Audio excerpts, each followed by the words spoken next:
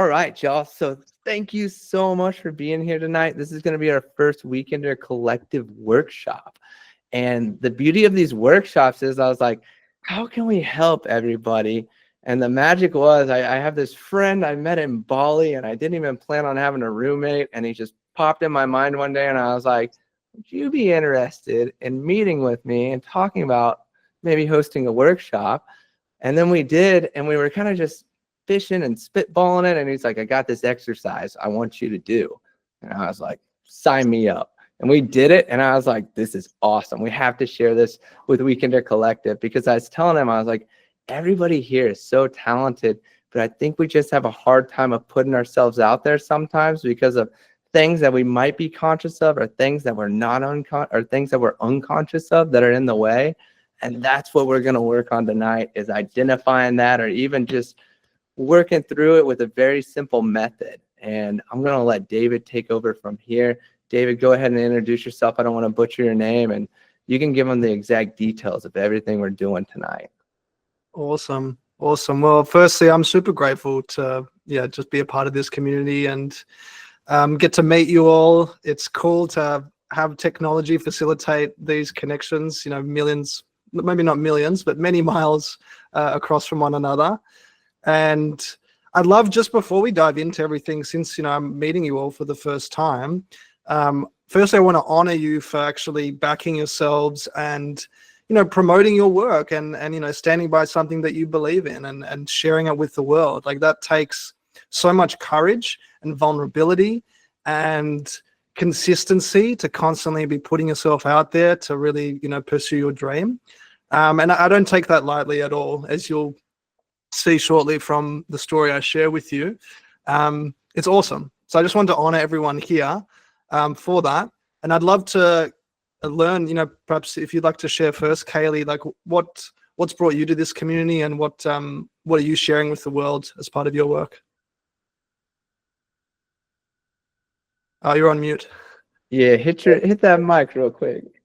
Okay, hear me now.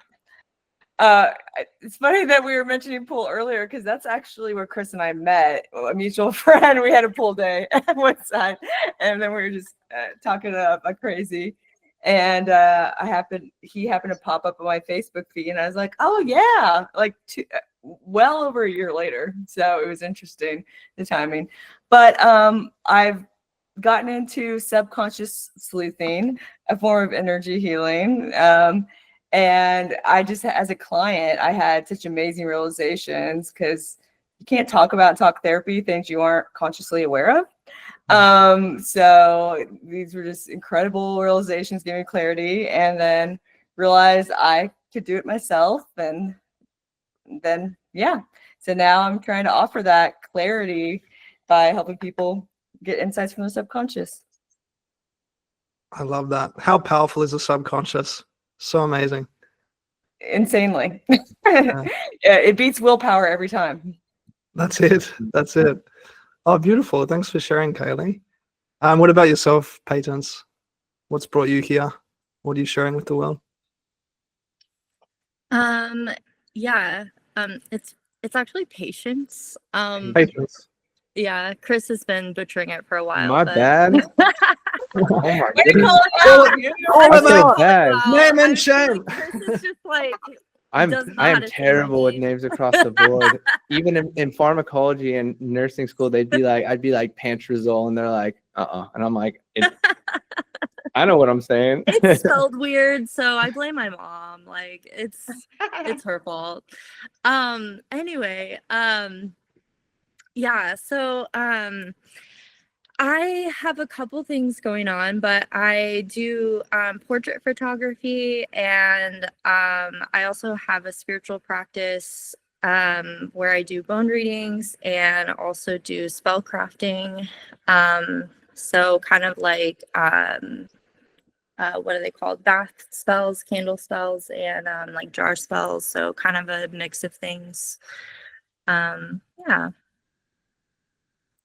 Cool. I've never heard of spellcraft before, or at least not outside of.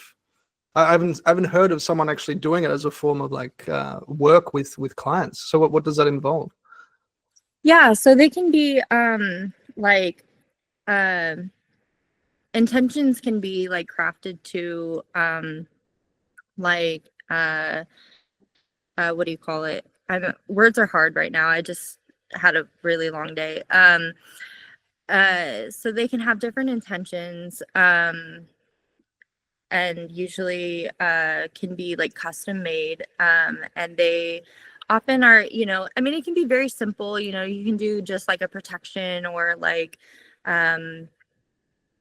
anti-anxiety, anti-depression or something like that. But I've had people like want like specific, like one girl asked for like her business to be strengthened, or, you know, like so not really like a financial spell, but like specifically for her business and like something she was working on her business. So it was like just like intentions and things like that, that, you know, they're wanting to work on, and things in your life is like kind of, you know, we can work on that. And in any of those types of spells, like even a bath spell can be, you know, you take a bath and meditate on that, and, you know, manifest, you know, your reality. So yeah. Wow. Thank you for Yeah. sharing, Patience. It sounds like you can tap into some pretty amazing power when you cast these spells. That's really Yes. cool. Thank you. Mhm. Bella, what about yourself? What I bring to the world is what you're saying, right? Yeah, so yeah, what's brought you here? What are you sharing with the world? Yeah. So yeah, I've been learning how to trust myself and how to express myself. There's a lot of shadow work in that, and it runs deep, of being silenced, I feel like. So it's taken me a long time to find, like I said, the trust in myself to even think of myself as a creative. I feel like I was surrounded by a lot of people who didn't know or understand what that was like, to understand what a creative person is, and that it could be a livelihood, like it could be like your livelihood, you know, kind of thing, making a living. And so trying to step into all of that, and just letting myself find a flow with my art has been a journey in itself. And while I'm doing all of that and trying to find myself in it, I wanted to find some guidance and feedback, and some accountability with being able to scale a business, and building it from the ground up, with knowing pretty much nothing about running a small business like that. And it goes back into just trusting myself. So I feel like I wanted to join Weekender Collective because Chris has a lot of awesome knowledge, and I've connected with him in many other places and spiritual practices and all the things. So I was like, that's somebody I could trust. And I've been watching his journey for a long time. So I'm like, this is somebody who I can trust, who is not just like looking for us. I mean, aside from you making your own living out of it, but it's not just about that. It really is about helping people. And so I believed in that. And yeah, I like his mindset. So I was like, I'm in. I want to do this. And I feel like this is exactly the kind of thing I was looking for. I was feeling really overwhelmed. So with all the little decisions that you can make to put your business out there. So that's why I wanted to join, so I can express myself and do it in the right direction that works best for myself to build wealth in the long run. I love that. Thank you, Perla. And what stood out to me was that notion of trusting yourself, which can be really difficult when you go out and carve an entirely new path of your own. Speaking to everyone here, there's going to be so many people that might not agree or accept or support you and what you're doing. So to have that deep level of self-trust and belief in yourself and your journey and your authentic self-expression is really powerful. It's easier said than done. So I love that you're immersing yourself in these communities, in learning more, You're all absolutely in the right place. Chris is a guru and a wizard and a brother and a friend.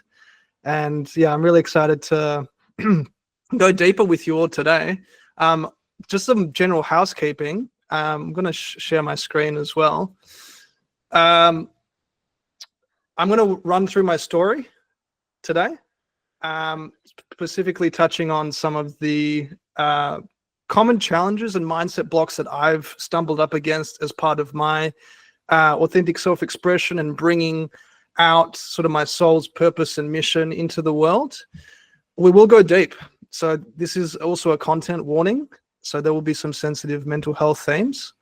And we'll also go through a very, very powerful exercise collectively to clear the fear of visibility, to clear the fear of judgment that is often associated with, you know, entrepreneurs and creatives and storytellers and artists like yourselves. We'll do a little bit of theory on mindset and how that's super important. So we'll touch on the subconscious, Kaylee, which we love. And I'll be sharing all of it in my thick Aussie accent. So is that okay with everyone? Thumbs up? And one more thing, it is the Leo new moon. Who would have thought we would have magically created this event on the new moon? So let's freaking go. There Which you is all go. about visibility and putting yourself out there. Yeah, roar. Let's do it. So my journey starts at age 16. I grew up in a very tense household with a lot of hostility between my mum and dad, a lot of resentment. And I feel like the only way for me to get a sense of love and safety and stability was actually through achievement. So I was like really devoted, really committed, very disciplined at school, academically, in my sporting pursuits like soccer and rowing and all the rest. And I realized that the only time that we could come together and we could experience safety was when I was achieving, right? And I felt like I needed to really perform for that love, which is, you know, something that's very common across the board for all, you know, high performers and achievers and dreamers as well. Sorry And to that- interrupt, but Allison is trying to join Chris. She says she's having trouble being let in though. So I don't know if maybe I'll try sending her this link, but I just want to give you a heads up, Chris, in case you were seeing something on your side since she's trying to join. Sorry to interrupt. That's all good. You're good. I don't see it on my side. I'll have her send me an email or something. We'll see if we can get her. Perfect. Keep going, David. No problemo. So I took that sort of hustle for love and performance to feel validated and accepted by others into university, studying biomedicine, not because it lit me up, not because I was passionate about it, because I thought it would make my parents proud of me. Can anyone relate to pursuing a path to make parents proud of you? 100%. I feel like it's a rite of passage for us. And it all came crumbling down when I realized, you know, that this isn't me. You know, I was rejected from medical school. I felt very lost and disconnected from my purpose and what I was doing. And it was around the same time where I was still struggling to process my parents' divorce, which was very messy, very toxic, very confronting, to say the least. And to cope, or actually around that same time as well, my dad struggling so much with his own mental health, silently battling, and attempted to end his life.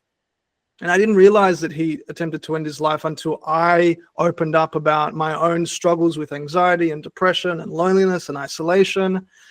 And that, in a way, actually helped him feel comfortable talking to me about, you know, what he was going through. And he's come from a generation and a culture in Eastern Europe where emotions are not talked about.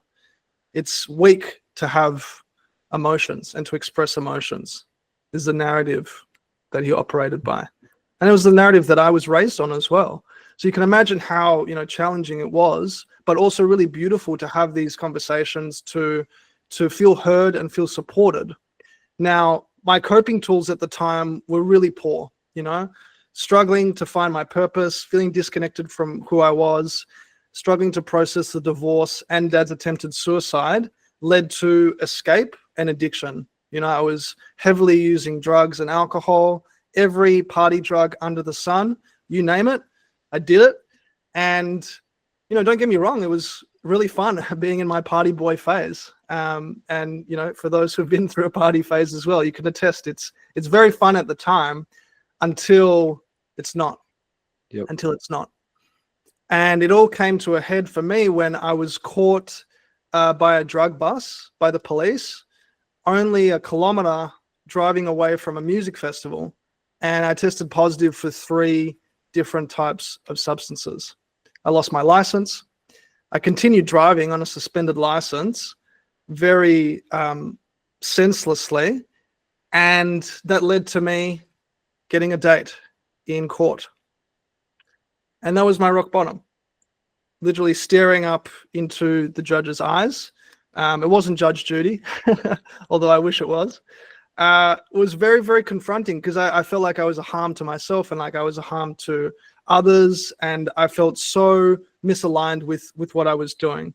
But what really helped me break free from those patterns of self-loathing was transforming and transmuting these experiences and this energy into a vessel, into a vehicle to support others, to support others, to ensure that they wouldn't have to go through these just really confronting, devastating mental health challenges. It led to me building a business in the mental health space called Linkmate. If you can imagine like Facebook, but for mental health, where you could connect with someone else who'd been through similar challenges to you and feel heard and feel supported in the same way that you would by a friend. And it was an amazing journey. And we ran workshops with corporates and universities, and we educated staff and students on how to hold space, to support one another, to future-proof their mental health. And we were recognized at a national level from a variety of different awards bodies. And I felt like I was on top of the world because I felt like I was really expressing something that was deeply personal and deeply vulnerable, and it required a lot of courage. And yet, when it all came crumbling down, after a business partner and I couldn't see eye to eye on how to lead the company forward, I realized in that moment, when the business collapsed and we weren't able to move forward with funding and resourcing constraints, that I was still hustling from unworthiness. I was still trying to perform and trying to create and serve because I was trying to escape the shame of being seen as an addict or being seen as a criminal or a degenerate. And so I was pouring so much time and energy and emotion into this work, and we achieved so much. But my biggest fears came true. The fear that I'm not good enough, the fear that I'm going to lose it all, the fear that if I, shine too brightly, I'll be criticized. And all those fears came true. All those fears came true. Like as you have to help me out with the quote, but whatever you resist persists. And I continued to, I guess, delve deeper into my own psyche during this period of time because I realized I was still not operating in alignment. Even though we had helped so many people and even though we had built something really special and meaningful, I was still hustling and I was still grinding and I was still working to try and perform for love like I was when I was 16. And it was a rude awakening. And, you talk about shadow work, Perla, and energy healing, Kaylee, and all of these things I used as tools to go deeper into myself, to rebuild, to let go of any egoic patterns of, trying to create, to feel a sense of love and validation and approval from others. And I let go of all of these personas that weren't true to me, that weren't true to my soul, because I realized I was still operating in a very egoic way. And it was really confronting. It was really, really confronting. But, embracing my shadows and bringing them into the light has helped me, get to where I am today. And I work with young achievers, high performers, creatives, storytellers through a program called the Aligned Achiever, where I really help them identify what is their soul's mission and calling in the world, and supporting them in bringing it into existence and expressing it in a way that feels authentic to them, in a way that is aligned with their soul, not society, not ego, not fear, because as I learned through my journey, they're very subtle and cunning and baffling patterns that were still driving me. And so that's really brought me to where I am today, and working with Chris, and going to Bali and doing a retreat, and getting to know each other and learning about the importance of doing work that is actually authentic to you. And part of that involves letting go of the fear of visibility, the fear of judgment, the fear of criticism, even the fear of success, which is so common, especially in Australia. And it's referred to as tall poppy syndrome, whereby people are afraid of actually shining brightly and pursuing their dream and going out into public and promoting themselves and promoting their work and promoting their passions because of fear of how they might be perceived by others, because of how they might be criticized. And then as a result, they minimize their achievements to try and fit in and play small and dim their light and edit and censor themselves so they can feel like, they're still part of the gang. But that's not true authentic self-expression. We are here all together to really embrace our flaws, warts and all, and transmute it and transform it into something that can actually serve, that can allow us to express ourselves in a meaningful way. So I'll pause there. Thank you so much for just, holding space and allowing me to share my story with you. I'd love to throw it over to you now and just reflect on your own journey for a moment. Where do you feel you may have hidden your truth or your authentic expression out of fear of judgment or success or the unknown or failure? Who would like to share?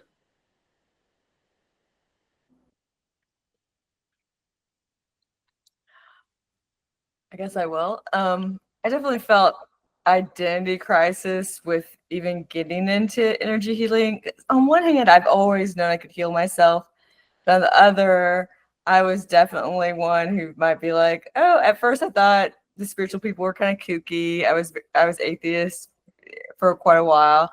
And then I was kind of like, well, it's not my thing, but hey, I'm glad that they enjoy it. And then now it's like, oh, I'm deep in it, and just like experiencing also kind of rejection from my family with it, them not being interested, or, just completely redirecting conversation if it came up.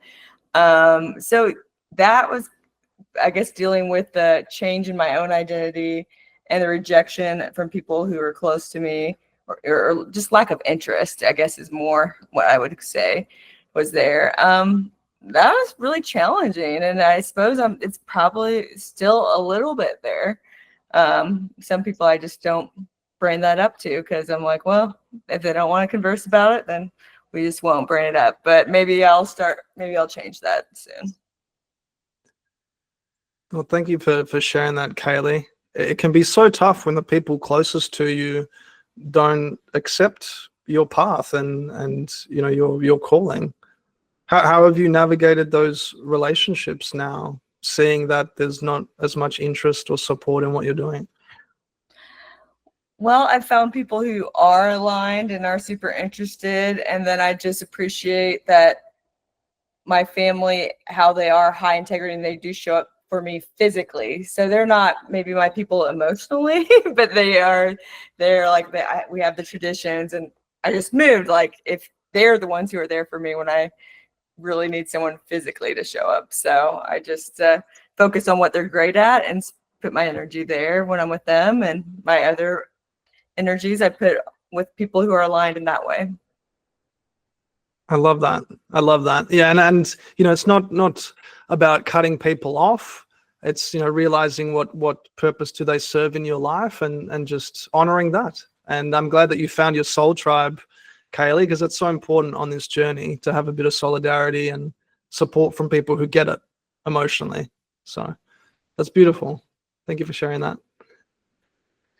I'll share next. I'll jump in on this. Kaylee, thank you for sharing that. And David, I love your story. The Perla kind of tapped into it earlier. I didn't even realize it till she kind of said it, but when I was in high school, I'd actually won state fair as a photographer. And and looking back, it's so funny. I had to clean out stuff from my mom's house this week. And I was like, oh man, there's some dope pictures. Like I got To Kill 'Em jumping out at SeaWorld. Like there's just amazing ones. And I was like, how did I capture these? And I remember at the time, I was like, all right, my dad wants me to be a dentist because he's doing dental spaces and they make good money. And mom says I need to go to college, and I'm sitting over here like I didn't want to go to college. Like to me, college was a waste of time, and it just didn't resonate. And I'm not big in the education system, right? But I remember at the time I was like, man, I think I should be a photographer, but I don't think I can do that full time. And in my mind, even it was that I would just be taking portrait photos, and I was like, oh, that makes good money. But I was like, I don't want to take people's headshots for the rest of my life. And then even like to the degree of in nursing school, or when I was in nursing, I was just like, I'm too creative for this stuff. Like, why don't I own a business? But it was endlessly like throwing myself these little like gifts or little hints what I should be doing.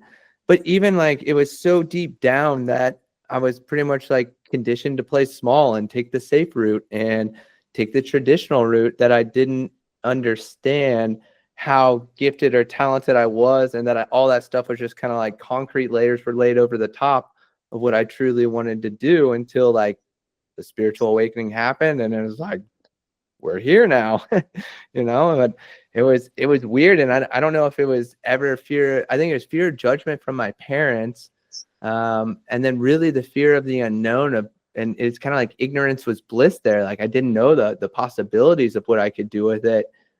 Just based on the small mindedness of everything I was taught of, like, this is the path of school. This is the professional career of safety and security. And this is when you retire, and that's when you can start having fun, Spot on. Yeah, I feel like most, if not all of us, can relate to that.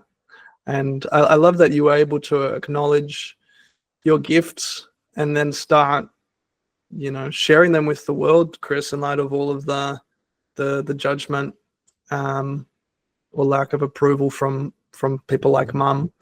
What helped you embrace those gifts and really start pursuing photography more seriously?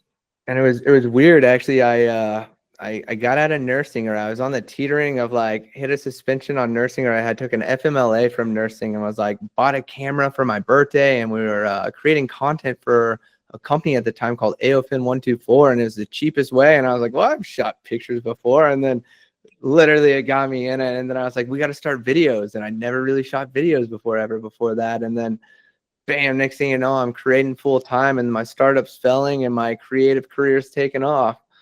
And then even beyond that, like, started really being talented in what I was doing and turning heads, and was just like, okay, I'm going to play small. It's safe down here. Like, okay, people are complimenting my work, and I downplay every compliment and be like, yeah, I mean, it's average, it's okay. And then it was just like consistently coming back around, and I was like, man, I kind of got to start believing what these people are saying. Like, I don't think this many people would lie to me. And then, then it just started like really clicking. And then even until I'd say 2 years ago, David, was when, or even this last year, I really started putting myself out there, because I was so tired of even doing work for, clients, and was like, how can I do what clients taught me and really, be the client that's hiring me to do the work? And the secret was like, stop playing small, stop being fear of the unknown, stop worrying about what others think, and just create so much that essentially you can just keep leveling up. Because I think I read a post, and it said it was a photography book, or I got this from a book I read called, gosh, I can't remember. I'll have to find it. But essentially he said in a photography class, half the class got to take one picture for the year and continually edit it. And the other half of the class, they got to shoot as many photos as they want. And if they shot over 100, it was an A, 90 was a B, 70, and so forth. And the group that shot more performed way better than the group that just focused on perfecting one photo or, one piece of art for the year. And then I read that and was like, oh crap, this isn't a game of perfection. This is a game of just like, how much can you put out? Because every time you're going to get better and better. Damn. That's a writer downer. I would definitely write that down. That's amazing. Absolutely. you. It's not about perfection. It's just about getting your stuff out there as much as possible and learning from it. And I love to hear about this transformation, Chris, because even in Bali, when we met, I was like, man, I love how much Chris loves his work. And like you seem now, like you just really value and appreciate and admire your art. And that's what matters more than anything else. Not what others have to say or think about your art, but you. Like your art should be fun, should be enjoyable. Otherwise, what's the point in doing it, you know? And then 100%. share it. And if people love it, great. If they don't, okay, it's not for them. So yeah, thank you for sharing. Is writer downer an Aussie phrase? I was like, is it writer down? No, that was a serious question. Is it? I thought it was an American phrase because I listened to a podcast by an American coach and thought leader called David Bayer, and he always says that's a writer downer. So I thought I'd drop it in there. I figured Aussie down under, but Chris, I do love your focus on fun. Thank you. I was gonna say here, this is an Aussie term. If we're focusing on fun real quick, kanga bangas. That's a kangaroo burger. I learned that from David in Bali. Kangaroo sausage. Kangaroo sausage. Kangaroo sausage. A banger is a sausage. I guess I'll go next. Thanks, I'm Allison. I hopped on late. I'll just give you a little rundown of what I'm kind of building. I am moving also into energy work and sound bath. And so I use like different sound instruments just to give people a kind of a nice little relaxing time, you know? So I guess I can kind of relate to both what Kaylee and Chris said, because I can remember I've always been somebody that really loves to help others. And I remember I feel like my whole life I've either been a mediator or I've been asked if I'm a therapist because I just have a way with words and really being an active listener for others. And so I always wanted to work with children too. So I know children somehow play into this as well. And I ended up becoming an early childhood teacher. And I knew the last semester of my degree, I knew this wasn't what I was supposed to be doing. And I still went through with it because I was pleasing others, basically, is what was happening. I had been told, oh, you'd be so good at this. And like, I'd been put in these boxes. And so I just felt like that's what I needed to do. And that was my path. And then I got there and I was sick for the first half of the school year. And I had inconsistent support in the classroom. It was just like the biggest nightmare. And I ended up leaving. And then I was kind of trying to figure out where I was supposed to be career-wise for a while. But along the way, I was also healing autoimmune disease, and I was having energy work done to me. I was going to healing retreats and experiencing energy work and sound baths, and really just it just like on top of the physical healing aspect, it was like healing the energetic part as well. And so I just found myself falling in love with it. And so here we are. I'm starting out, and I started out in January, and I have a client. I had to reschedule her because I've been down with the sickness, quite literally, for a while. And it's finally getting better. But she is my first client that isn't like a friend. It's somebody that comes to my yoga class, and I'm super pumped about it. And that was something else that kind of trickled into. I remember being 19 years old, and I would go to all these yoga classes, and I told somebody, that one of the instructors, actually, I told her I wanted to teach, and she said, "Oh, they don't make enough money, don't do it." And so it kind of swayed me for a long time, but I was always doing yoga on and off. And so it's just funny now because I have my certification in that too. So I kind of have this mixed bag of things. But yeah, I feel like it was just a lot of like listening to others' opinions, some people pleasing, and then before I kind of started out, it was a lot of just not knowing what I was supposed to be doing.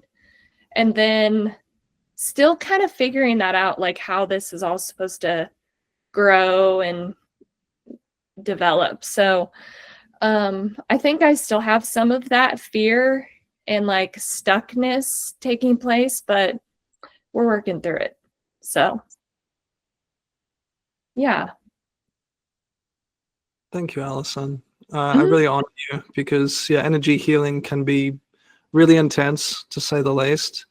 And I love that you've gotten to a place now where you feel comfortable pursuing this path and sharing your gifts with others. And amazing to hear you've got, you're a client now who's not someone in your immediate circle. Like how special is it to have that connection now and have the opportunity to serve someone?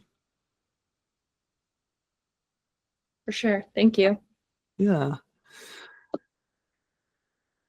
Would anyone else like to share before we push on? Yeah. Sorry, I'm eating. Okay.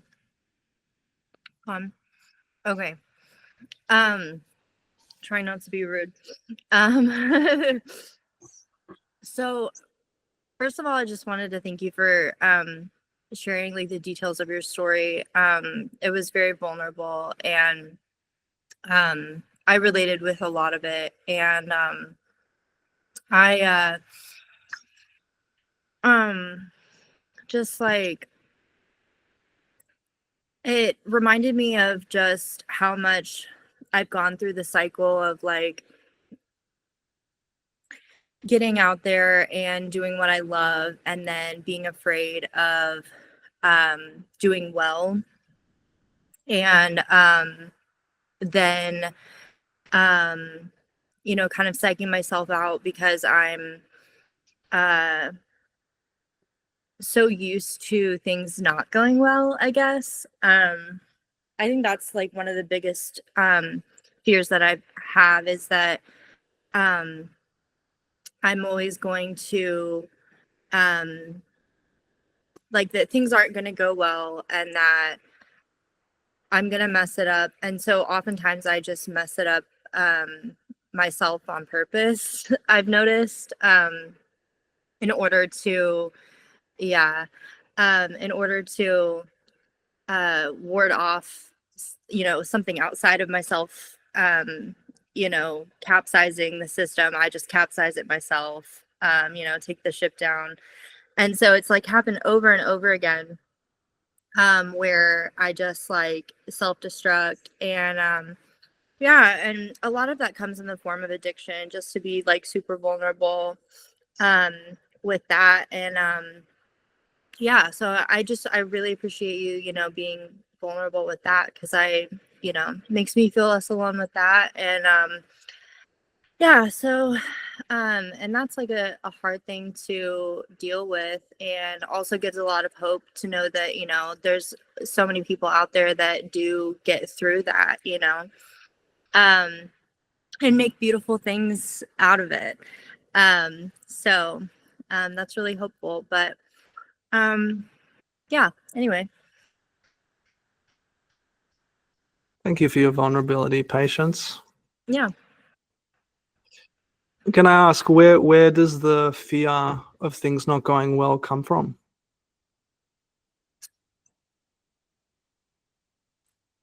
I mean, I think just like, I'm gonna get a little emo. Like, a lifetime of trauma, man, you know, like it's just like over and over again. And I think that I've been trying to teach myself that like I can hope for better days and that they will come. Like I've been trying to let go and let go and let go of this idea that like my life is suffering. Because that's not an idea that I want to live with, and that I want to self-fulfill or, you know, continue to dig into my brain anymore. But for the longest time, that's how it felt. And that's what I believed. And I want to let go of that idea. And little things, you know, and big things continue to happen that just continue to like trigger that thought and that old system of like, oh yeah, all we do is suffer and all we do is hurt and all we do is, you know. So I think that I don't know how to function in a world that isn't like pain and like chaos. And so I'm still getting my sea legs stable in a world where you know, on, I don't know, dry land or whatever. I don't really know how that metaphor works, but I'm trying to use a metaphor that's completely foreign to me. But yeah, so it's just a new concept, you know, of like completely. Yeah. I hear you, Patience. And, you know, when all that you have is evidence from the past to validate that things don't go well or that somehow shit will hit the metaphorical fan, it can be really difficult to bring yourself out of that belief and out of that paradigm. But in light of your portrait photography and expressing your passion with the world, is it true that it won't go well? Like, is it true that like the things that I'm bringing to the world, that it won't go well? Yeah. I mean, I'd like to believe not.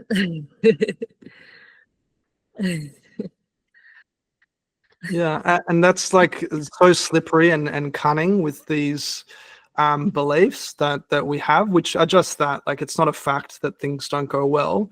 Yes, there have been certain circumstances and, you know, situations in life which have shown that things don't go well. Sure, I think all of us can relate to that. We've had things not go well in the past. We've had shit happen to us, terrible, horrific things.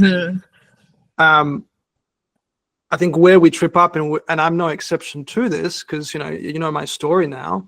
I went through a very long period of time where, you know, with like family breakdown and instability and trauma was my normal, and so I just expected shit to break down until I realized it's so slippery. Like, things don't go well is not a fact. It's not a fact. We can become so fixated on it to a point where it rules and dominates us. And then when we believe that in our bones, then we start to act as if things are going to hit shit's going to hit the fan.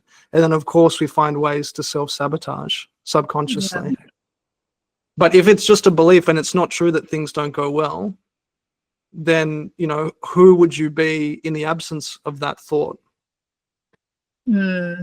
What does that open up for you? If you couldn't think the thought that things don't go well, what possibilities open up for you?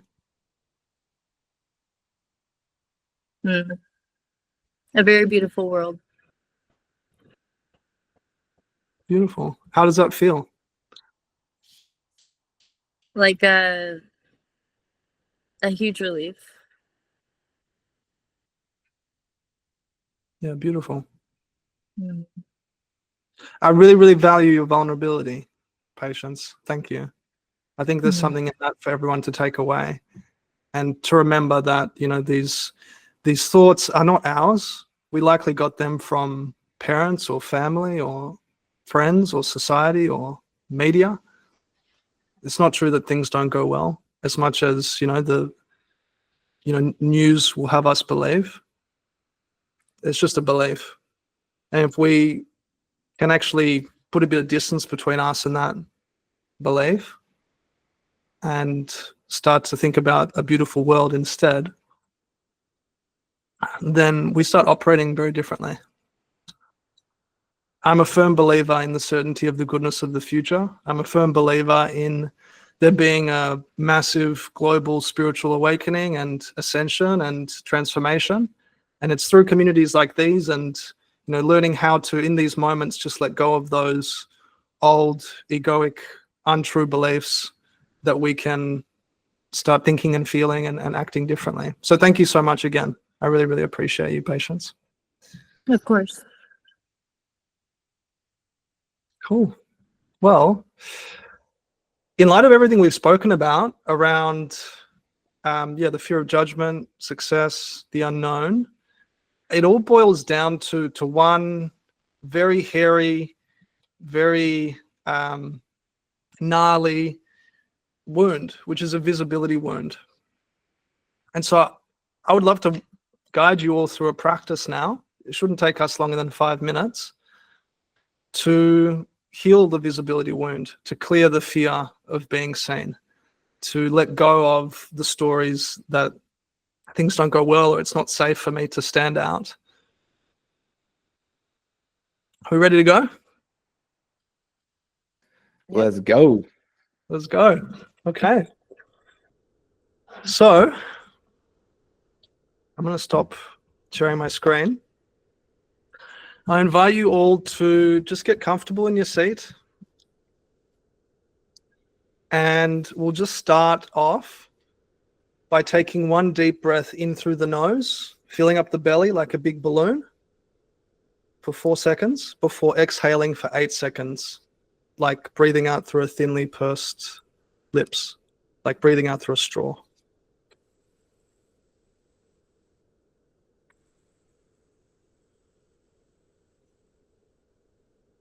Beautiful. Let's do that one more time.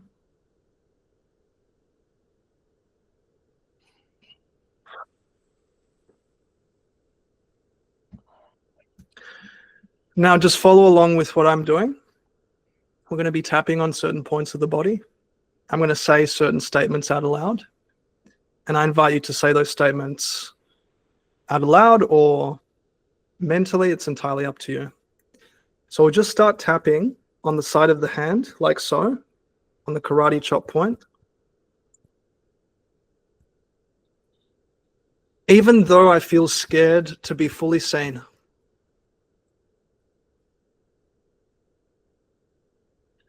To be raw, real, and radiant online.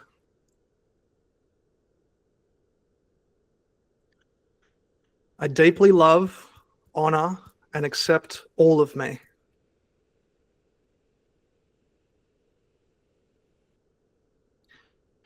Even though there's still a part of me that hides or performs a little.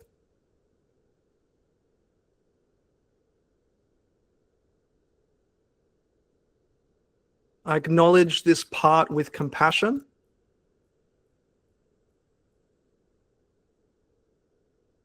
And I give myself permission to feel safe in my truth.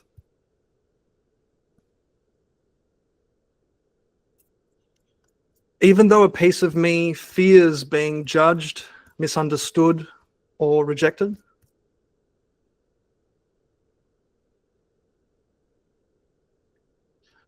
I know that I'm not here to please.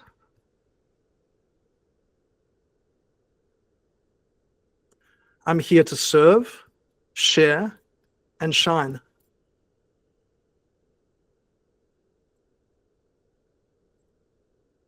Now tapping in between the eyebrows. There's still fear around being seen fully.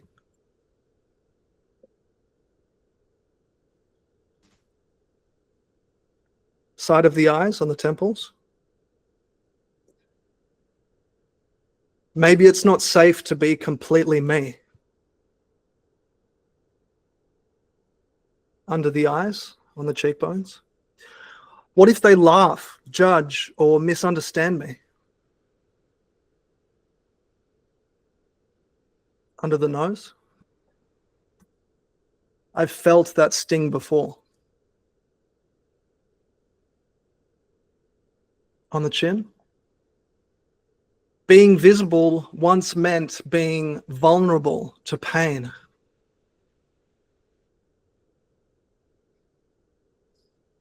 Collarbones, upper chest. So I learned to dim my light to stay safe.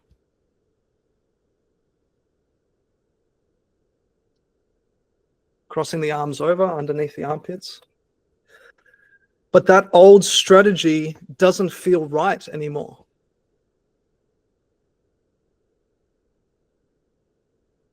Top of the head. I'm ready to come home to my truth. Between the eyebrows. I honor the part of me that learned to hide.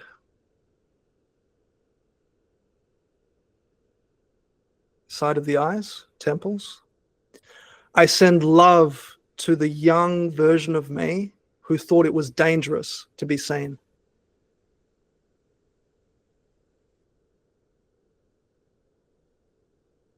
Under the eyes. Maybe I was too much for someone. Under the nose. Or not enough for someone else.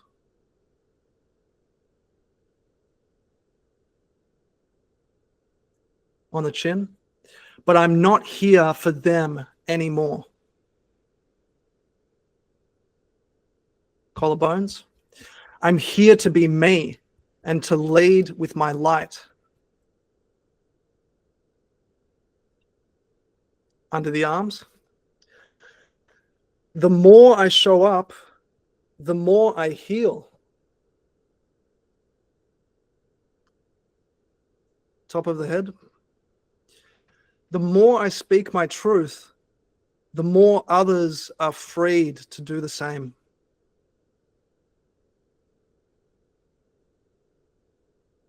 Eyebrows. It's safe now.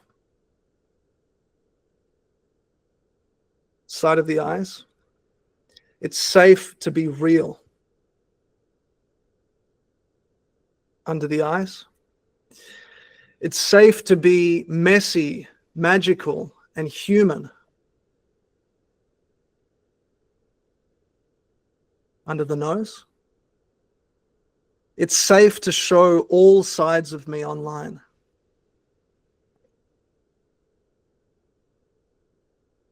Chin. My shadow doesn't make me less worthy. Collarbones. It actually makes me more relatable.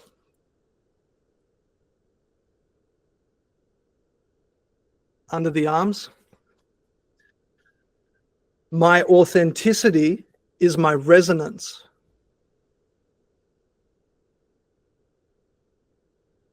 Top of the head. I release the fear of being seen. Eyebrows. I don't need to be perfect. Side of the eyes. I just need to be present. Under the eyes. My voice is safe. Under the nose. My face is safe. Chin. My essence is safe. Collarbones. And the world needs what I came here to share. Under the arms. And so I show up now for my future self.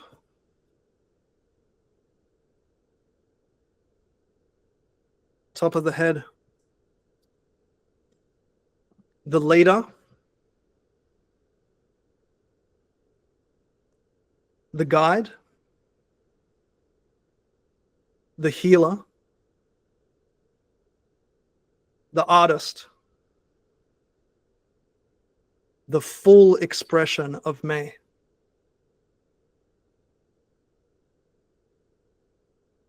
Place your hand on your heart, and let's take one more final deep breath, in for 4 and out for 8.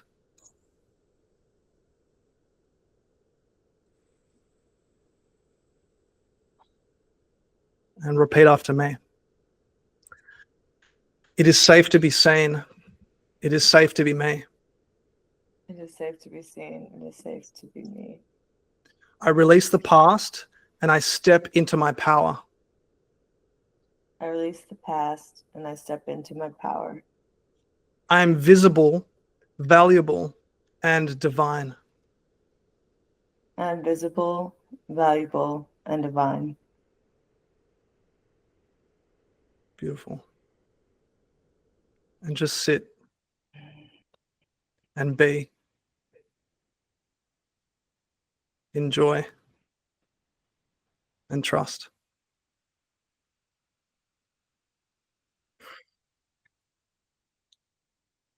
When you feel ready, I invite you to gently open your eyes. Well done, sir.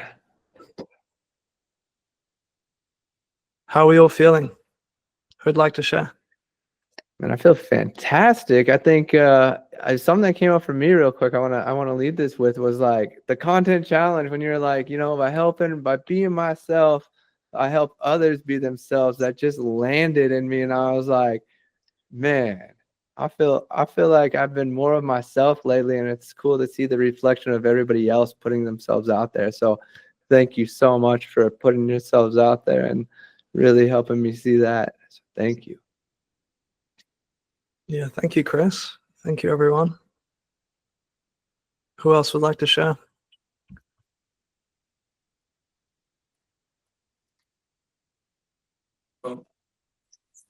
I loved all the affirmations. It literally lit me up and I felt goosebumps. It was like my whole body felt it whenever there were some moments where it was like I was safe to feel seen and like, it's that trickle down effect of goosebumps feeling and it was the best thing. I loved it so much.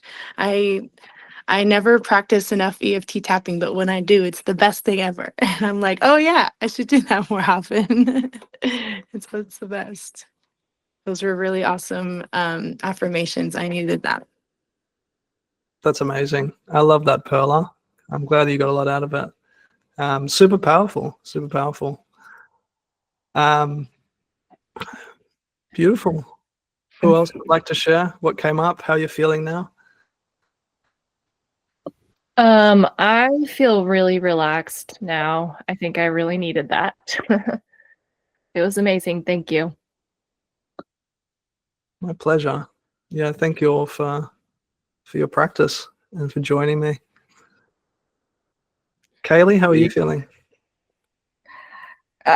I'm kind of circling around the too much. That has been a theme where I realized as a child I was suppressing emotions for being seen as too much when I showed them. And then it's also come up in dating life, and I'm kind of like, what are you even talking about? Like, you've barely even seen anything. What are you talking about too much?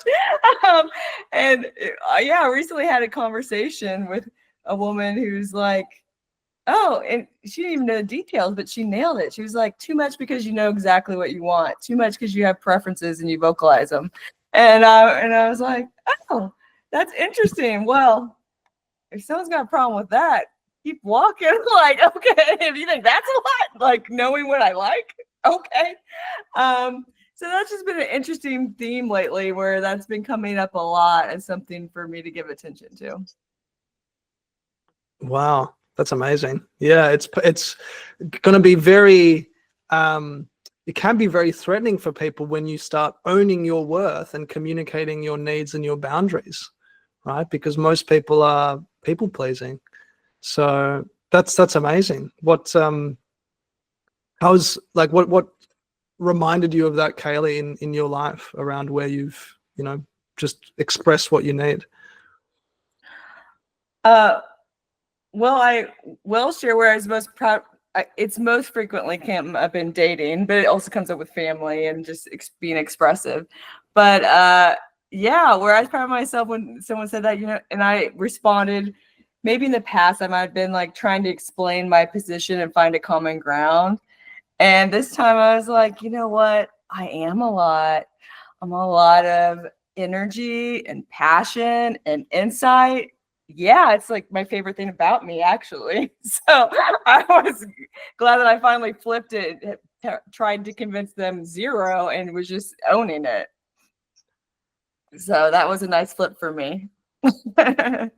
That's amazing. Yeah, own it. And I love what you said. Yeah, if that's too much for you, then keep walking, right? Like that's such a game changer and such a breakthrough, Kaylee, because most people will, just be themselves and then notice that it triggers someone else. And then the reaction is, oh, well, maybe I'll just water myself down a bit so that this can work in dating or in family or with friends or whatever it is.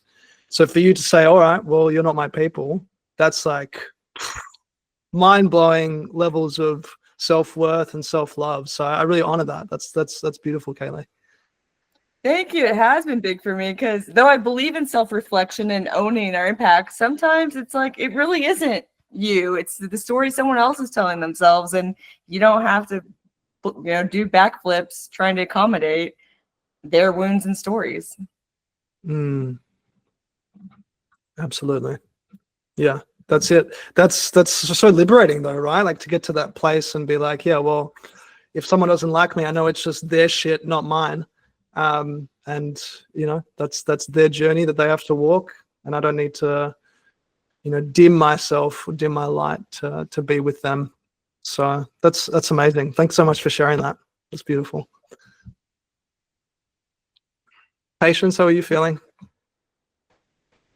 I'm feeling good.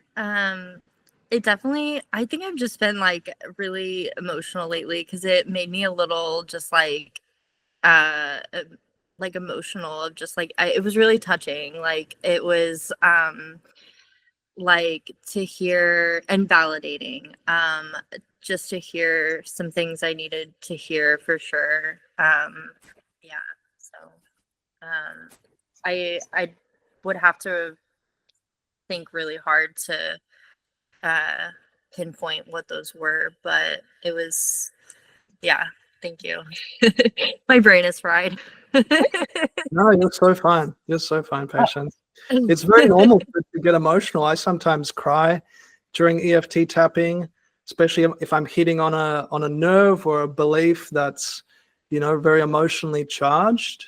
So if you're, getting emotional, if you notice tears well up, let it out. Like it's a beautiful way to process and transmute the energy and rise on the frequency scale. So yeah, I do EFT tapping every night before bed, and also throughout the day. It's like a really powerful reset, especially if I'm in between meetings. It's a really, really great way to ground my energy, calm myself. If I cry, great. If I don't, I always get what I need from it. So yeah, what I'll do, since this seemed to be really helpful for you all, I can record a video of us of myself sort of guiding this, and then you can have it as like a resource and a tool to always come back to. Would that be useful? I knew probably was gonna be like,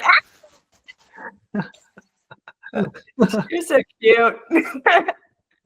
Yeah, David, I think it'd be a good resource that we could put in Weekender if you'd be willing to send that over. Of course. Yeah, of course. Well, I want to say thank you. Like everyone was saying thank you for being vulnerable, but emotional shares are my favorite. And ladies, I definitely heard the catch in the voice with emotion flooding up because you were sharing something super authentic, and pains my throat was even scratching, itching hardcore when you were talking. So it's like I was definitely feeling the intensity of emotion, and I really appreciate that. Amazing. Do you remember which specific statements or affirmations brought up the emotion for you, Kaylee? No, I was saying before Oh, we did yes. the exercise, when they were sharing, I was hearing it in their voice and feeling it in my body when they were just being vulnerable about being silenced. I remember was one that I heard a lot of emotion with. Mm, Yeah, absolutely. for me, some of my favorite things were like just feeling safe to be myself and be human. If I'm having like a hard day and I work at a bar, so I take a lot of people's I can pick up on a lot of people's things. But if I'm ever just having my own kind of human day and people are like, "Oh, how's it going?" and I just like spew out a random thing, I'm like, just having a very human day. And you're right, like people are so ashamed to feel those kinds of things or feel negative. And so it's definitely important for spaces to feel safe to be human and to just feel and to be myself. It's so scary to do that. And so I liked a lot of the affirmations that had anything to do with being okay with being myself. Like Kaylee said, just being okay with being too much. Absolutely. That's really hard to not water yourself down to be comfortable for everybody else in the room, and showing up authentically no matter the circumstance or the room or the people or anything, right? It's really important. So I liked any of the ones that had to do with that. Um, so really hitting the third eye and the crown and just being like, we can do that. We can do that. And it's okay. Like step fully into that, being seen, being vulnerable and being seen, like that's okay. And like Chris said, like, being able to be yourself helps other people be themselves. It kind of helps open that gateway for everyone. So I love that. I love that mentality too, because I feel that too. That's amazing. Thank you, Perla. And it's a collective experience, like you, Perla, and everyone here. Your vulnerability and your authenticity has helped create this, beautiful energy container where we can feel safe enough to let our guard down and just be human in the experience. So yeah, thank you all. Thank you. And Perla, I'm just curious, because working at a bar, obviously there's a lot of energy that people are bringing in from work and from, society, and, not on everyone, but certainly there's a handful of people that are, drinking to escape. I know. Yeah. I was for a long time as well. So how do Yeah. you cope, being exposed to that energy? It's helped me. I've had to get out of the industry a lot of times because because I am an empath and I've always been very compassionate towards others. I want to fix everyone. I want to help everyone, and I can't do that. I mean, I'm serving literal like liquid poison. So very lucky to work at a place where they're like very against over serving. So we are always mindful of that. But there's a gentleman, so he's like in his early 60s, but he's really not doing well. And every time he comes in, he's always like, oh, just I forgot what I came in here for. Like, I feel like I'm a demented old man. Or like every day he comes in, it's just really difficult to hear that, where he just knows he's at the end of his life. He doesn't care to do anything but drink. And it's really hard to serve him in those times whenever he's apathetic.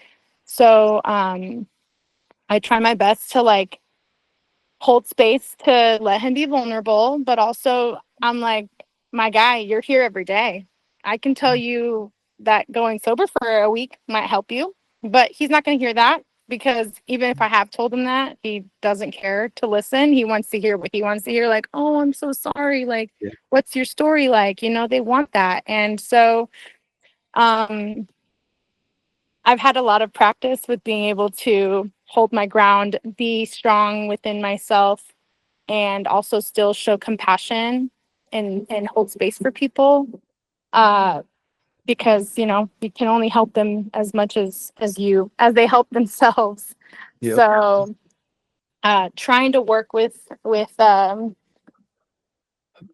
helps a lot to have a really good mindset. Like as you see me now, I'm just like la la la la la la. Like I that's how I work. Like that's how I run the bar. I open and close the bar by myself. Like, and that's just what I bring to the table. I'm like la la la. Everybody have a good time. And if people want to have like human moments with me, it's amazing. I love getting to connect with some of my regulars, and they've been able to see me for who I am because of those moments where I can open up and be like, okay, this person is safe.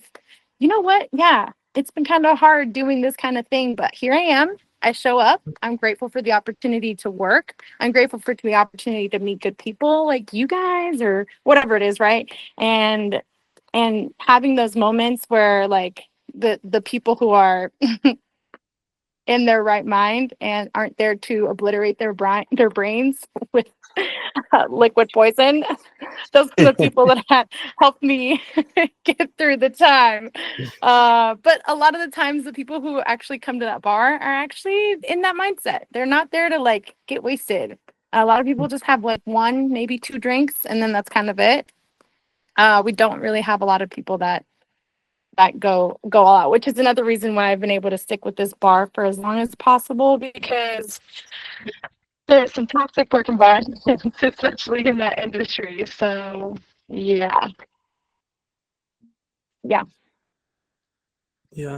Well, no, thank you for sharing, Pearl. I'm glad that you can set those healthy boundaries, especially for people like that old gentleman who wallowing in misery and shame, and that can take a toll. So I'm glad that you sound like you have some amazing pillars and practices that help you maintain this really joyful, uplifting spirit. So that's great. Thank you. Chris. Yes, sir. I'm just mindful of time. I do have a bit of theory which I thought might be helpful for us to go through, but is there anything that you wanted to add or anything that you wanted to go through before we bring this in for a landing? No, let's definitely, let's go ahead and do that map, or the psychology, the model. Is that what's next? Yeah, Yep. let's pull that in. I think that really lands it. Beautiful. Beautiful. Yeah, I was just gonna tag on while you're pulling that up. What Perla was saying about alcohol. A lot of people, in order to escape not being able to put themselves out there, they have to go to alcohol to have the dopamine hit to, get through the fear. Right? Alcohol is a great tool for decrease in inhibition, which is like fear of whatever's in the way. And I'll admit too, even as somebody in the creative field, like this past year to get over a hurdle, there was a time where I just like, all right, let's pound 2 beers while we edit. But it almost got fun, and then it got to the point where I was like, all right, this is too many days in a row. Mm-hmm. And some people can't catch themselves, which is so hard. And it's like, there are tools out there, but it's if we consistently use the tools that aren't good for us that really shut us down. And I think what David's about to show us for a tool is a nice little transition. It was a great piece for us to always lean on instead of pulling vices. Absolutely. There is a better way. There's a healthier way. And I want to piggyback off what Patience shared. So thank you again, Patience, for your vulnerability around that thought pattern or that narrative around things don't go well, or things always fall apart, or whatever it might be. Now, this idea or this thought or this belief stems from something much deeper, because on account of the trauma that we've been through, the exposure to parents, family, the news, we experience something so many times that we start to take it as gospel.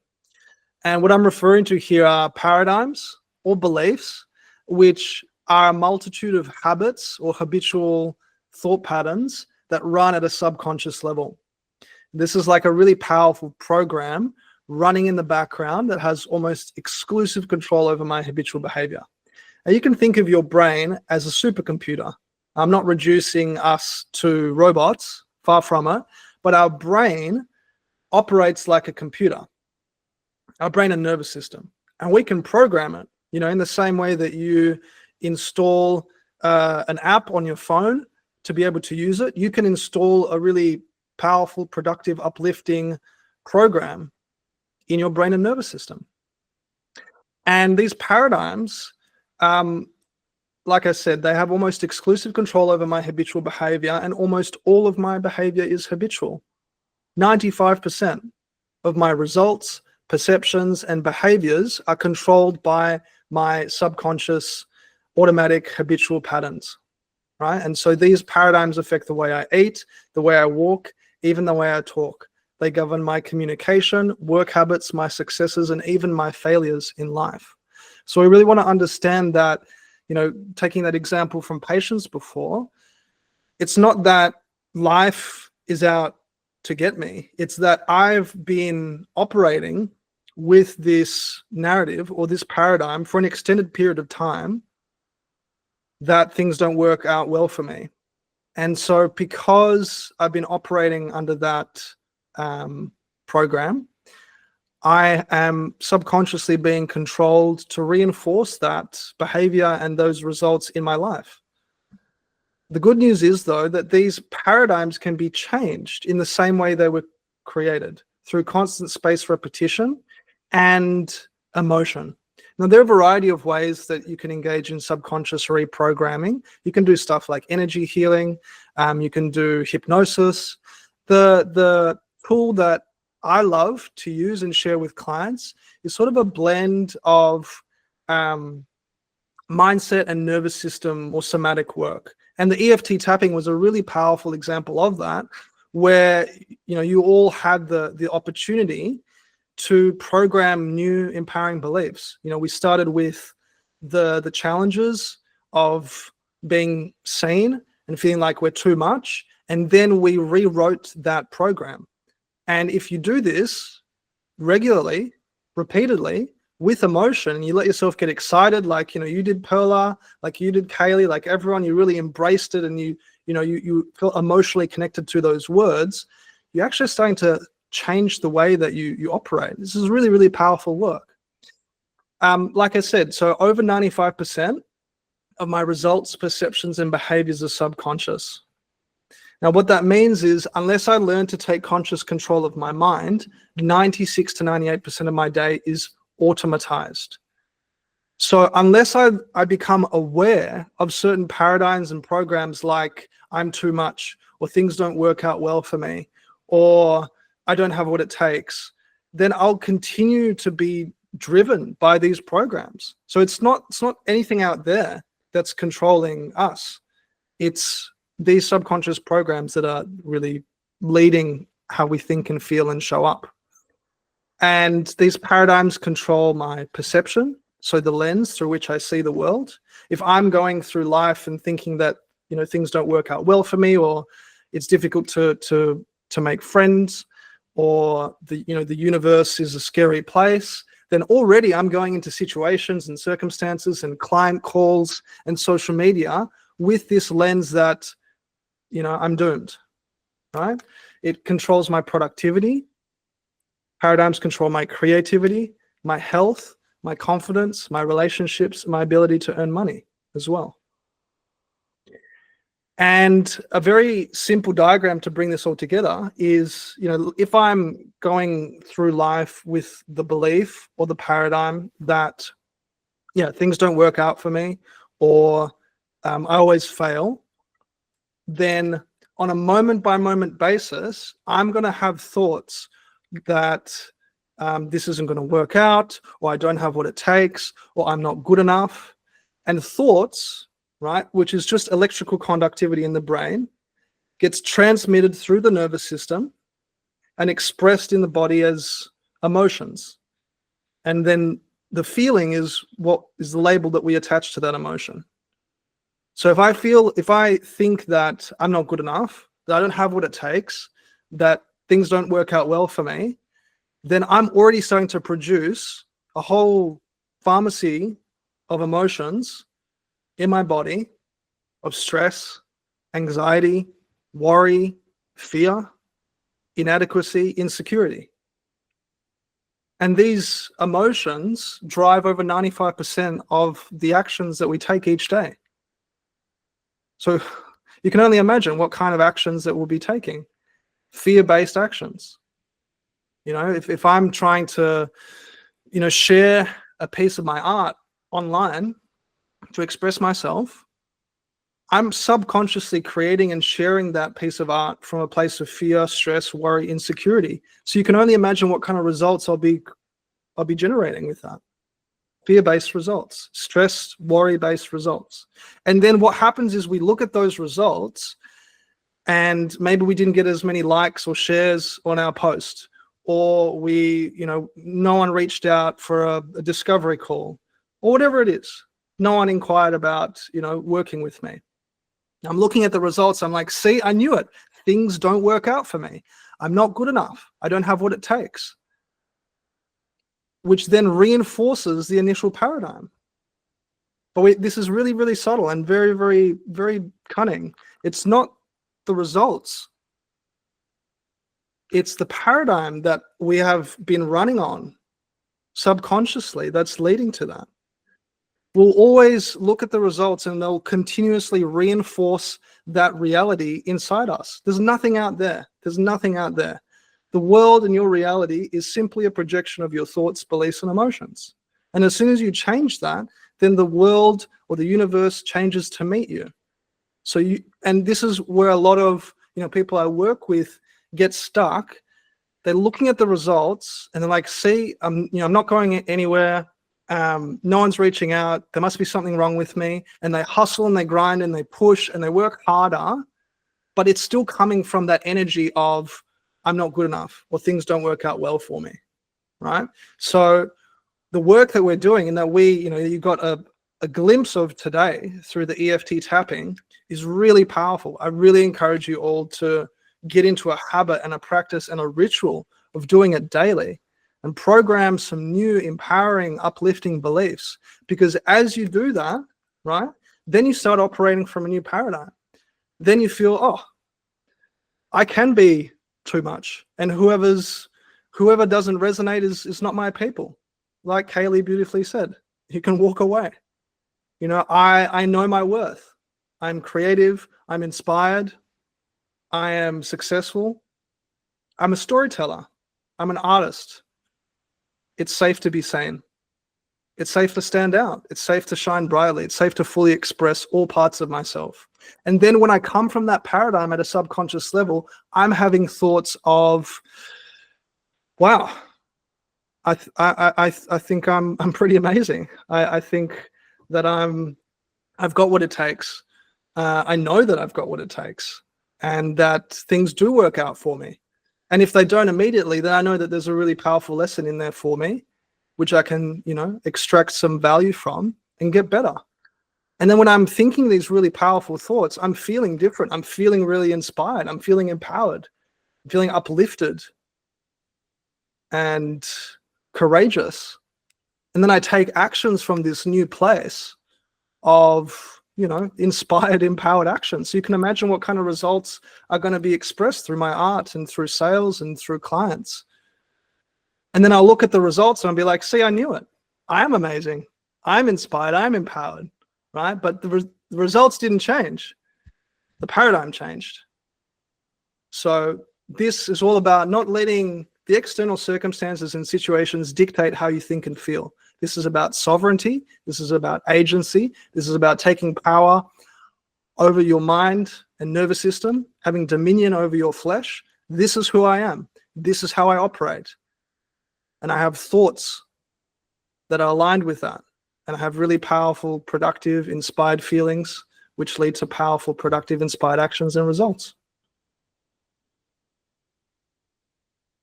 So that's what's called a psychocybernetic loop in behavioral psychology. It's a really, really powerful concept. I think if there's one concept to learn about and to go deep into and to embody in personal development, this might just be the most powerful one. So feel free to take a screenshot of the screen. Feel free to write it down or however you can remember it. I'm sure, Chris, if you'll share the recording as well, definitely worth going over it and listening to my words as well and really, expanding your awareness of these ideas, because this is really going to make the difference between how you show up and how you share your gifts with the world. not getting fixated on the results, but getting fixated and intimately curious about what are the subconscious programs that are driving my behavior. And if I'm not getting the results that I want, then there must be a part of me that isn't in alignment. So I'll pause there. Any questions I'd like to share or reflections?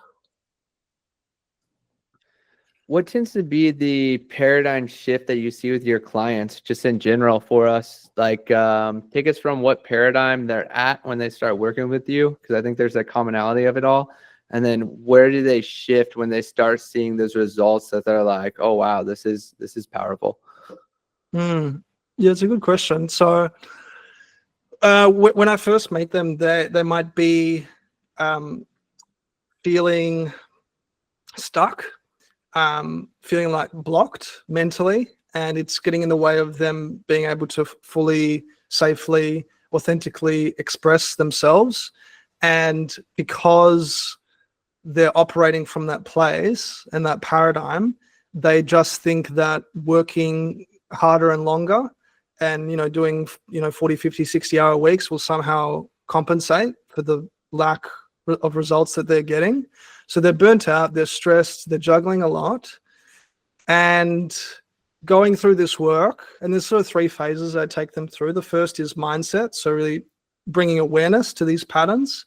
The second is, dropping into the body and the nervous system and learning how to regulate it so you can feel safe in your body, standing out and being visible and being successful.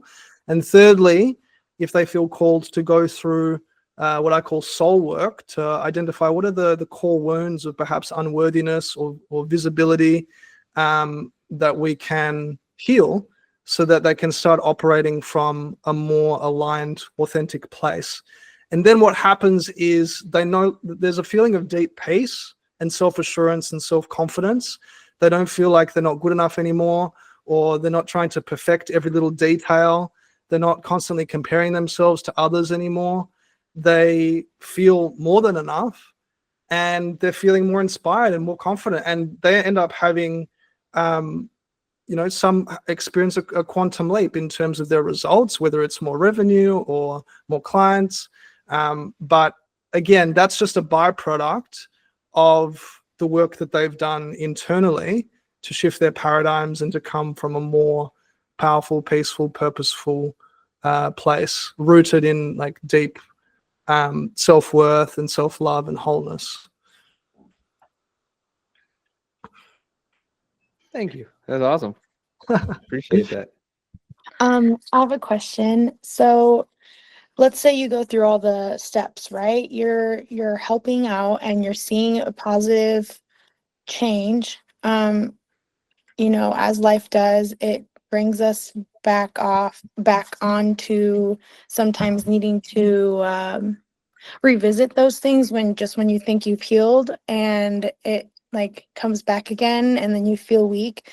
How best do you feel like you need to just go back through those same cycle, kind of starting from zero again, where like those thoughts come creeping up because a situation arises, and then it reminds me, oh yeah, I used to have that thought, like, oh yeah, I guess maybe I am a shitty person, or like maybe I am like too direct. Like I keep hearing it and it keeps coming up all of a sudden, like years later, I don't know. And like, do people come back to you, and what steps do you take to kind of get them back on track again, to empower them to move on and continue healing? So asking around like how long the process takes, or No, like what do you do when they come back to the loop, to the negative loop, for sure, when they're yeah, met with the same thing that kind of triggers that trauma again, yeah, it's a good question, Perla. Well, every single time that there is an event or a circumstance that triggers that old egoic part of them is a real blessing and an opportunity to rewire their brain in that moment, and to acknowledge that this is just like an echo of the past, because usually it does take time, right? Like if you've been operating from a place of, oh, I'm a shit person, or I'm not good enough for, 20, 30, 40 years, it will take some time to undo that. Now, it doesn't have to take 20, 30, 40 years. I've had clients who can rewire their brain and downregulate their nervous system and reprogram themselves in like 30 to 60 days. It does require loyalty to the process. It does require, like I said before, having a daily ritual and a practice through all kinds of work, which, it does include EFT tapping. It does include mirror work. It does include like somatic healing as well. And every case is different, but I would assert that if there is still a pattern that keeps repeating over and over again, and is still, triggering this sort of visceral response and pattern of self-sabotage, it's usually something deeper. It's usually like a core wound, could be ancestral or even from past lives, in which case going deeper into shadow work or inner child healing and I guess this soul work that I spoke about can be really powerful to completely liberate themselves from those triggers, because that's they're stored in the body. So mindset work is important, don't get me wrong. So what I've just shared with you, I would assert is mindset work. If the pattern still keeps repeating, there's typically an indication that there's like blocked energy or unprocessed emotion in the body, and going through a series of healing sessions to heal that core wound of visibility or unworthiness, whatever it might be, is typically like the final frontier of healing that I take them through, so that they've kind of cleared those karmic cycles. Yeah, to add on what David's saying about going deeper, like think of limiting beliefs like a big tree where maybe you got to the foliage, but you didn't get to the trunk or the root. And so there's some connected belief that haven't figured out, and that's why that one keeps growing back from the trunk that's still there. And before your share, Perla, I was feeling called to share that it doesn't always have to be somber. Sometimes I find that I'm having the most success, whether it be with myself or someone else, if we learn to laugh at that limiting belief, like, oh my God, can you believe 5-year-old me came up with that? Or that, and like we just kind of laugh at ourselves a little bit, like, that's crazy, Tim. Like, look at that. We've been thinking that. We don't have to live like that. And, just making fun of ourselves a little bit, I find is a lot easier way to let it go than be super somber and remorseful about it. There are times where that's appropriate, but sometimes it's okay just to giggle at the silliness of that conclusion we drew. Yeah, I laugh at myself a lot. It's great. Yeah, I thought that would especially appeal to you. I love that, Kaylee. That's beautiful. Because it just takes all the power and the seriousness out of it, and you start to see it in a very light-hearted way, as opposed to breathing more life and more energy and more emotion to this belief, like, God, why am I still experiencing this? It's like, oh no, like, this is ridiculous. This is just an echo from 8-year-old me or from mom or dad. So yeah. That's cool. Cool. Well, yeah, I mean, that's it from me. I really appreciate you all for just being so active and contributing and sharing, your reflections and your emotions. Such a blessing, really, to share my story and to walk you through that practice. I hope to stay connected and see you in future sessions. If this was useful, maybe we can come back and do something in the future. But I just wanted to thank you all. It's such a pleasure meeting you all and learning about the cool things you're doing in the world. Yeah, I can't wait to make it out to Australia. Yeah, maybe we can get a nice little weekender collective event in Literally, Melbourne. I need to try this kangaroo sausage. What did you call it again? Banger bangers. Banger banger. You guys, the true experience is seeing when David sees a bug. That is the most epic experience of this whole thing. No bueno. Yeah, Australians and their bugs. I can only imagine what that's like. Yeah. I hear no. you guys have gigantic spiders or something. I don't know. Very, very gigantic. Yeah, and for an arachnophobe, I could have picked any place to live in, but I chose to incarnate here, so it is what it is. Well, to be weird with it after a vulnerability, I want to throw out here, I'm noticing beautiful chompers on this video call. So you'll have lovely teeth. I love that. Okay. We do. We all do. I feel like we could be in a dental or toothpaste. I know what Kaylee's pulling into. I was like, I need a ping for this. Everybody smile. I want to take a picture for social media for one. everybody pause and post a smile. Go. 1, 2, 3. Awesome. All right. Do we have anything else, David? That's everything. That's it from me, unless you'd like to add anything or anyone else would like to share. Anybody want to add anything in or any additional shares? Well, perfect. And I'll say thank you, David, so much for being a part of this workshop tonight. And yeah, definitely, guys, we'll definitely have a chat to see if this is something that we want to maybe do every month. We want to weave this in X amount of months, or how we can find some consistency with this, because it's something that I think has been, profound. And just spending a week or even 2 weeks almost in Bali with David and just like endlessly having these conversations really opened me up. And I think the consistency really sank in, and then staying connected with this guy since Bali has just been exceptional as well. It's a great resource and great tool. So thank you so much. And don't forget, this is also a donation-based event. We'll figure out, I'll put, David, can you drop your Venmo or whatever, I don't know what they have in Australia, Cash App, in the chat, and I'll add it to the Collective's community forum. Cool. Yeah, sounds good. Look at you guys keeping the bromance alive across the distance. We've done this in many lifetimes. I think David and I, like in Bali with all the deep shares that we were doing in that group, I was just like, oh my God, this guy's my mirror. Like, he's literally my brother from another mother and country. So, another mother country.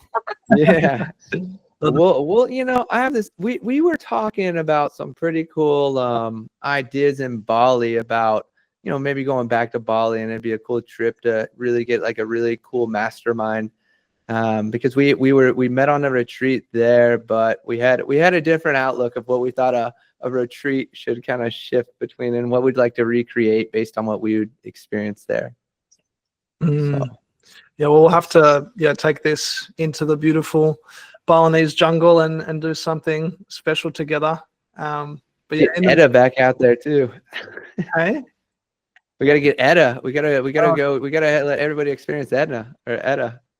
Yeah, there's some very, very beautiful, heart-centered Balinese locals that looked after us and will look after everyone here. So, yeah, we're putting it out into the universe, and we'll be there, I'm sure, all together very soon. Dance parties. I'm putting that in it too. Love that. Okay. Well, lots of love to you all. So beautiful meeting you. Have a lovely evening. And You too. Thanks. Thank you, everybody, for being here, and ciao.